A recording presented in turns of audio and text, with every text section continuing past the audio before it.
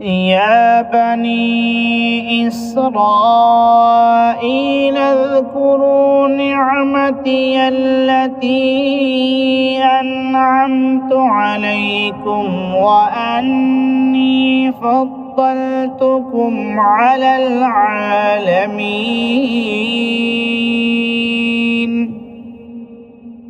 واتقوا يوما لا تجزي نفس عن نفس شيئا ولا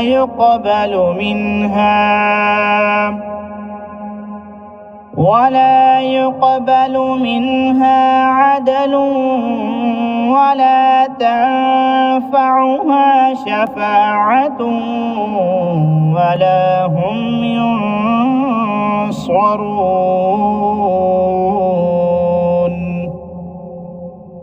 وإذ ابتلى إبراهيم ربه بكلمات فأتمهن قال إني جاعلك للناس إماما قال ومن ذريتي قال لا ينال عهد الظالمين.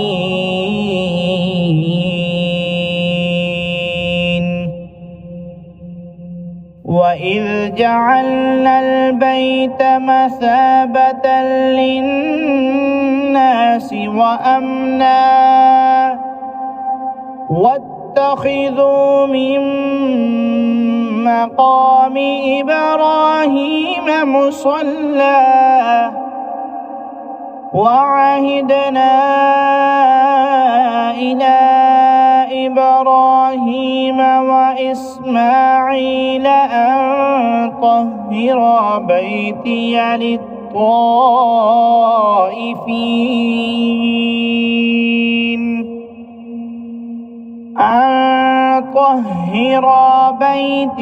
للطائفين والعاكفين والركع السجود.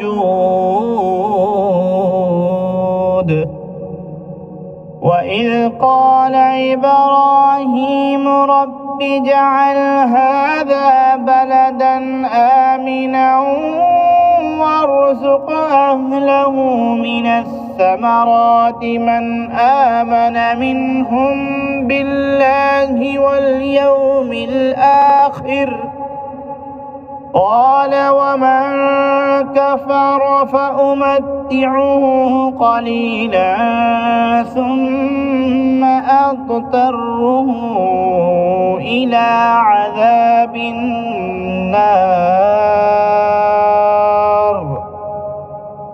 وبئس المصير.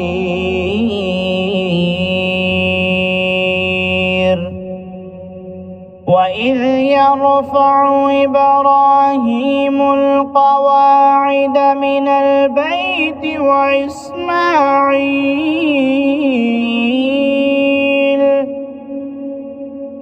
ربنا تقبل منا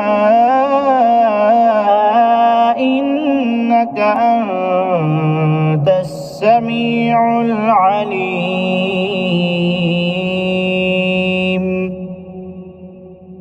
ربنا واجعلنا مسلمين لك ومن ذريتنا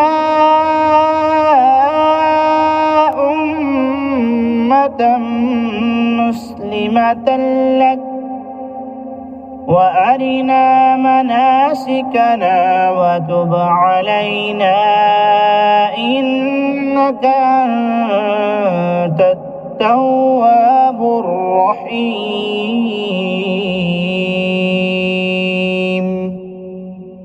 ربنا وابعث فيهم رسولا منهم يتلو عليهم آياتك ويعلمهم الكتاب والحكمة